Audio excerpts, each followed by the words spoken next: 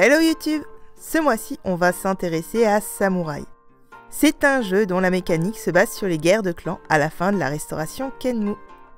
Et c'est pas moi qui le dis, c'est dans le livret du jeu. Et si c'est un sujet qui vous intéresse, c'est votre jour de chance, puisque j'ai fait une vidéo dessus. Et pour ceux qui s'en fichent et qui veulent savoir plus de choses sur le jeu, ne zappez pas, s'il vous plaît. Donc, Samouraï est un jeu de stratégie pouvant se jouer de 2 à 4 personnes. Vous y incarnez un daimyo qui a soif de domination. Regarde, c'est ici. Il y a écrit un jeu de domination. J'aime bien parce que c'est un argument marketing. Non mais c'est cool, on est cool. Le jeu a pour auteur Rainer Knizia. Les fans de jeux allemands le reconnaîtront forcément puisqu'il a créé Schotten, Tigre Euphrates, Camelot, La Traversée du désert, les... Le plus simple, c'est que je vous mette un lien dans la description vers son site. Les illustrations sont de... Je sais pas qui doit être crédité honnêtement. Sur le livret, il y a écrit illustration de Monica Scrupa, illustration de couverture de Leo Black et de Zach Graves, illustration intérieure et plateau Hannah Christensen, et le directeur artistique est Andy Christensen. Bon, donc si vous comprenez les détails, n'hésitez pas à combler mes lacunes dans les commentaires. Et le jeu est édité en France par Edge.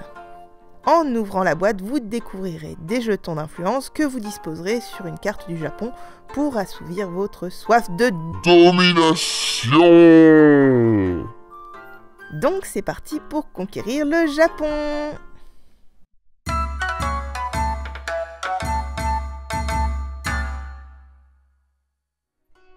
J'ai dit conquérir?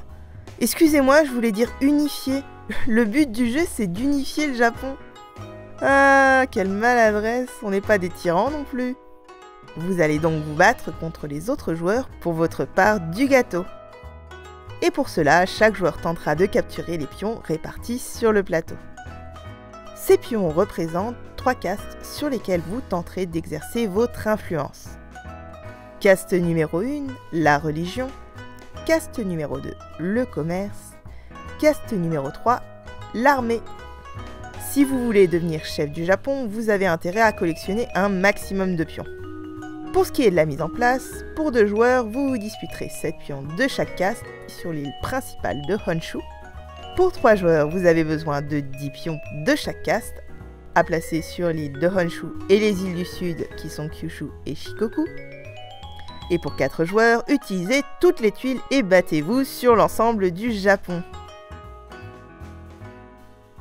Chacun commence avec un paravent derrière lequel vous manipulerez 20 tuiles.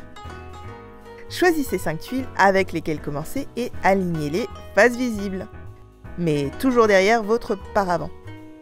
Les 15 autres tuiles sont mélangées et constituent une pioche à la vue des autres joueurs. Sur la carte, vous pouvez remarquer la présence de villes. Ce sont des cases population classées en 3 niveaux. La case avec 3 bâtiments représente Edo, la case avec 2 bâtiments est une case urbaine, et la case avec un bâtiment est une case rurale. Commencez par placer un pion de chaque caste sur la case Edo. Les joueurs vont ensuite placer un pion chacun leur tour, d'abord en répartissant sur les cases urbaines qui accueillent 2 pions, puis sur les cases rurales qui accueillent un seul pion.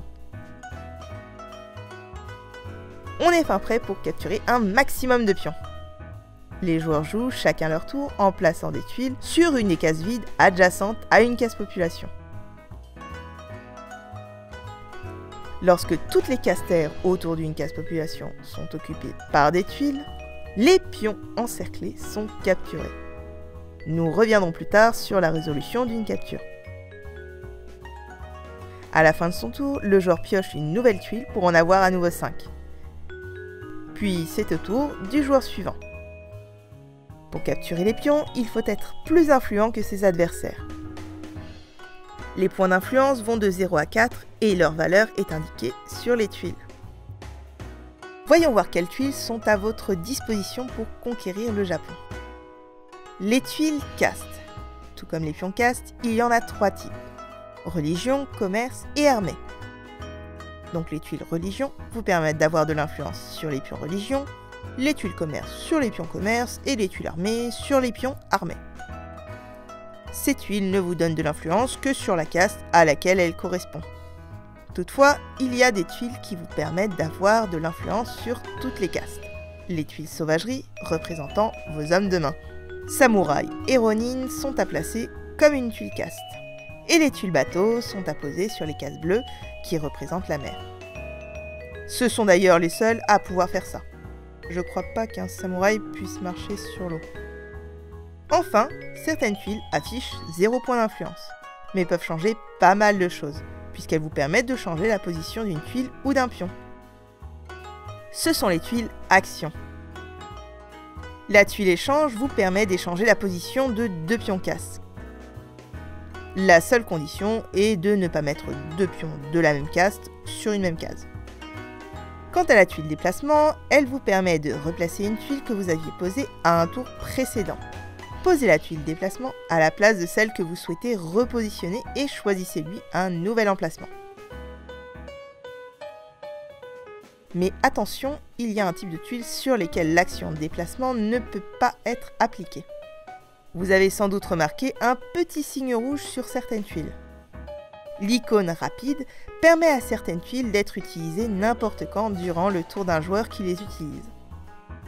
Il peut en placer autant qu'il veut, et s'il veut placer que des tuiles avec l'icône rapide, eh ben c'est son droit.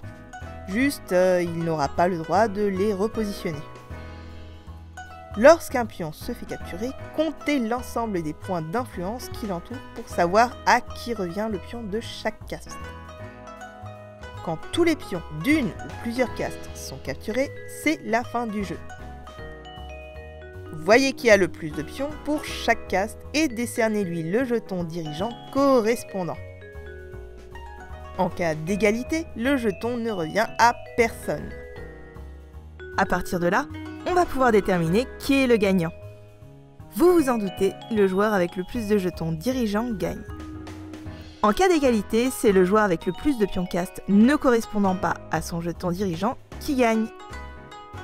Et en cas de nouvelle égalité, c'est le joueur avec le plus de pions castes au total qui l'emporte. Merci d'avoir regardé cette vidéo entièrement, c'est super important pour moi et pour l'algorithme de YouTube. Les chipoteurs remarqueront quelques anachronismes entre les époques Muromachi et Sengoku, mais c'est un excellent jeu pour se plonger dans le Japon féodal. Donc si vous connaissez quelqu'un qui a soif de domination, vous pouvez lui partager cette vidéo. Et vous pouvez aussi liker et commenter. Sur ce, moi je vous dis à la prochaine!